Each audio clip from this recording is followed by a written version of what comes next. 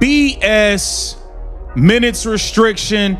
The Indiana Fever got absolutely shellacked and embarrassed at home versus the Golden State Valkyries. This is disgusting. Stephanie White is a joke. The organization is a joke. The medical staff is a joke. I've seen enough.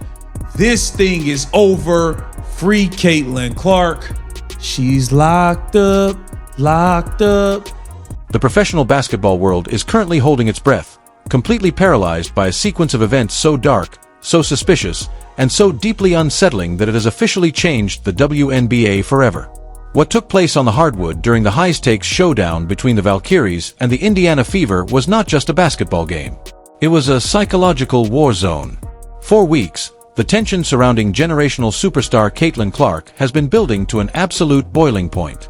The pressure, the media target on her back, and the relentless, borderline unsafe physicality she faces every single night finally culminated in a horrific blowout disaster. But as the final buzzer sounded and the stadium lights dimmed, fans across the globe weren't talking about the final score. They were staring at their screens in absolute disbelief, asking one terrifying question. Was what we just witnessed a routine physical basketball game? Or was it a calculated top-own internal betrayal designed to break the league's biggest superstar? The whispers have officially turned into a roaring storm. The silence from the front office is deafening. And when you connect the dots of what happened right before Caitlin stormed off the court, a deeply disturbing story begins to surface. Caitlin Clark has the worst whistle in the league. But they allowed her that emotion. This was a drive-in right here. Was not called a foul. And wow, I gotta tell you, it was on and popping in this game. Even make a move to try to keep Burton off. Caitlin crashed out on the refs. Right here. Right here. She lost it. And you could tell at one point in the game, later after this, she got pulled out of the game and I think she slammed the table on the way out of the game. But this is another look at this. Real close. I've got to be honest. The officials allowed. She said, F. I've been fouled 5 effing times. Give me a effing call. F. I got fouled 5 times. It boiled over tonight. It boiled over tonight. To truly understand the anatomy of this disaster, we have to look closely at the moments the mainstream broadcast tried to gloss over. From the very first tip-off, it was clear that the rules governing the game had completely altered for Caitlin Clark. The defense wasn't just playing tight. They were crossing the line into flat-out dangerous territory. And standing just feet away, holding the ultimate power to control the game, were the WNBA officials. But instead of maintaining order, something unbelievable happened. Right before the critical altercation, a brutal, highly illegal contact occurred right in front of the referee's eyes. It wasn't a hidden foul. It was a violent, uncalled hit that sent shock waves through the Fever bench. Caitlin Clark, visibly hurt and feeling the immediate physical toll, turned directly to the official. She wasn't just complaining.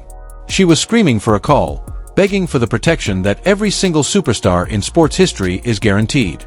But the referee's reaction, absolute stone-cold indifference. She puts Caitlin Clark in with all of the bench unit. No Aaliyah Boston. Like, she's only going to get to play for 4 minutes. Can you at least have her out there with Aaliyah Boston or something? No, just, bro, this is a clown show.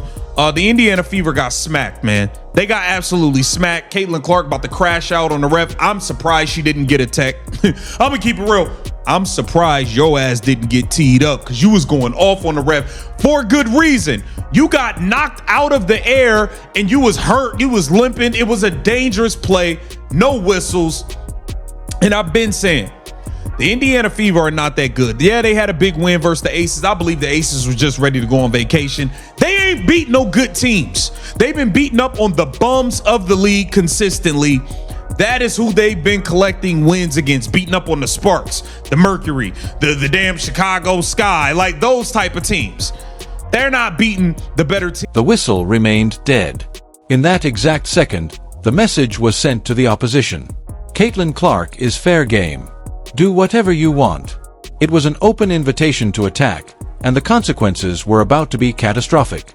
When a player realized that the very people paid to protect them have completely abandoned them, panic and fury take over. That is the exact moment we witnessed the Caitlin Clark crash out. Driven by raw adrenaline, immense pain, and the terrifying realization that she was completely on her own, Clark's composure shattered. She was shouting, pleading, and gesturing wildly at a refereeing crew that treated her like she was invisible. But the tragedy of this story deepens when you look at her own bench. Where was the protection? Where was the tactical intervention? Coach Stephanie White stood on the sidelines, completely paralyzed as the situation escalated into chaos. Instead of pulling her superstar out of the line of fire, instead of drawing a technical foul to protect her players' safety. Basically the best three-point shooter in all the league for the last, 4 weeks now? I think it's time that we start bringing up Sophie Cunningham for 6th Woman of the Year. I think she's right there. I think she's right there. Guys, this is a tough game. This was a tough game to watch. You can feel, it felt like as we was watching Caitlin Clark's emotion on the court tonight, that all the pressure, all the no calls, all the drama with the other players in the league, the Alyssa Thomas thing, we can go all the way back. Marina Mabry, Kennedy Carter, Angel Reese clotheslining. Caitlin Clark, you got Chelsea Gray claiming that Caitlin Clark fans are calling her the N-word when there was no proof that that guy had any connection to Caitlin Clark. The fans, Indiana Fever, none of that. And then Caitlin Clark has to have all that put on her. And she's dealing with that. I mean, there was no reason for the insinuation of that to be on Clark, but that's what was done. And it's clear that I do not believe that this organization and Caitlin Clark are going to work out. I don't believe that. Or it's going to be a her or them scenario. Stephanie White, Lynn Dunn, Kelly Krauskopf, goodbye. Clean house. Bring in somebody new.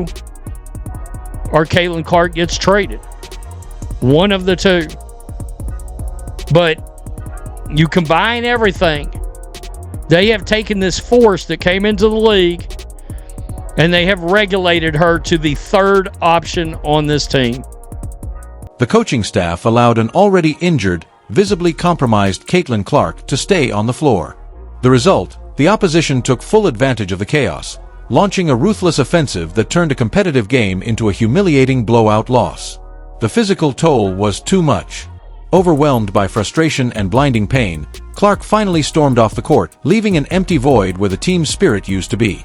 The aftermath of this game has triggered an unprecedented crisis inside the WNBA front office. The public outrage has reached such a chaotic level that the league could no longer hide behind standard public relations statements.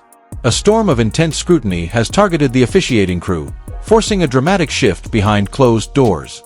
Rumors are exploding that a prominent WNBA referee has officially broken her silence, privately cracking under the pressure of the immense backlash.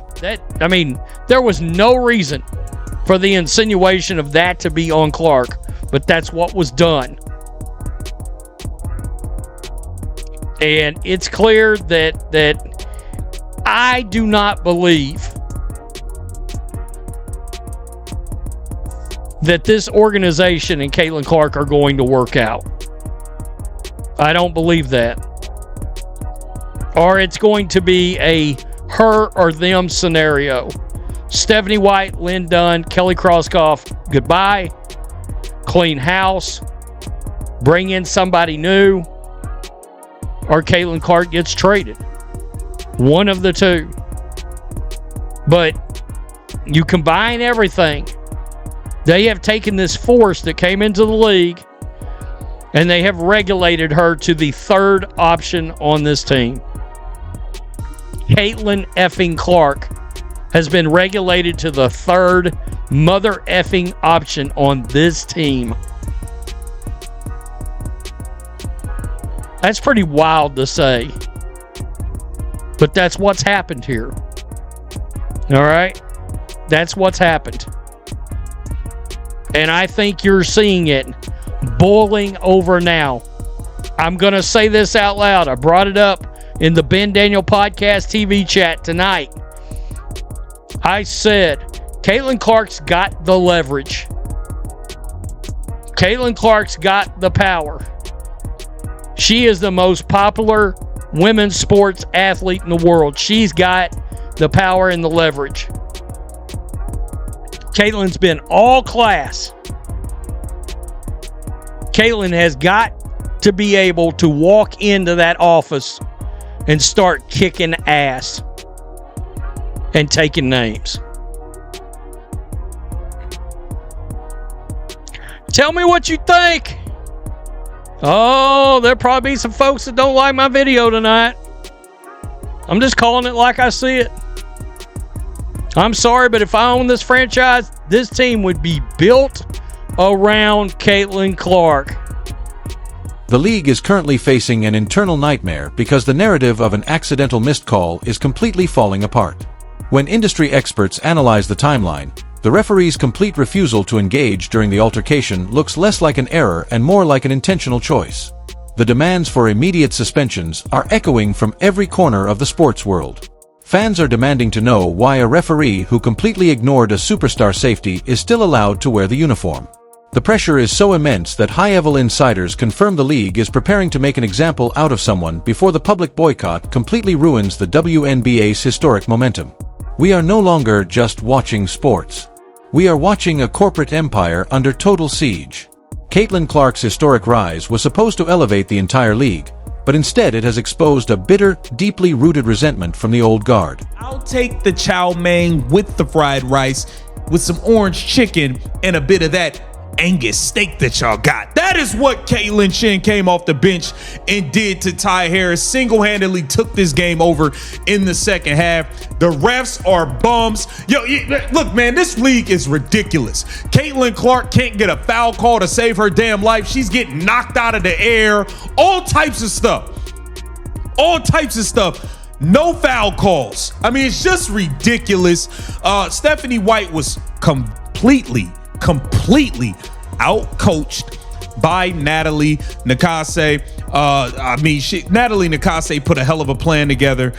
Kelsey Mitchell couldn't get it going. Caitlin Clark couldn't get it going, but for vastly different reasons, okay?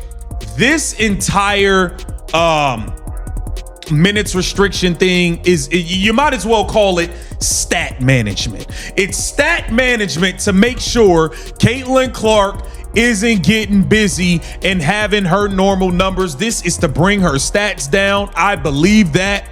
And that is exactly what they are doing. Caitlin Clark can't get in a rhythm. She's playing 3 minutes here, 4 minutes there, 4 minutes there, 3 minutes here. You know Stephanie White, the bonehead clown of a coach for the Indiana Fever. Caitlin Clark's second stint, she puts Caitlin Clark in with all of the bench unit. No Aaliyah Boston. Like, she's only going to get to play for 4 minutes. Can you at least have her out there with Aaliyah Boston or something? No, just, bro, this is a clown show. The Indiana Fever got smacked, man. They got absolutely smacked. Caitlin Clark about to crash out on the ref. I'm surprised she didn't get a tech. I'm going to keep it real. I'm surprised your ass didn't get teed up because you was going off on the ref for good reason. You got knocked out of the air and you was hurt. You was limping. It was a dangerous play. No whistles. And I've been saying, the Indiana Fever are not that good. Yeah, they had a big win versus the Aces. I believe the Aces were just ready to go on vacation. They ain't beat no good teams. They've been beating up on the bums of the league consistently. That is who they've been collecting wins against, beating up on the Sparks, the Mercury, the damn Chicago. The combination of blind referees, silent coaches, and a hostile environment has created a toxic ecosystem where the league's most valuable asset is being hung out to dry. The Indiana Fever franchise is now standing at a historic crossroads. Will they finally stand up and aggressively protect their generational icon? Or will they continue to let internal sabotage and corrupt officiating dictate the future of Caitlin Clark's career? The war for the future of women's basketball has reached a point of no return, and the truth can no longer be suppressed. Make sure you smash that subscribe button, hit the notification bell, and drop your thoughts in the comments below. Right now, because the fallout from this game is just getting started and you cannot afford to miss what happens.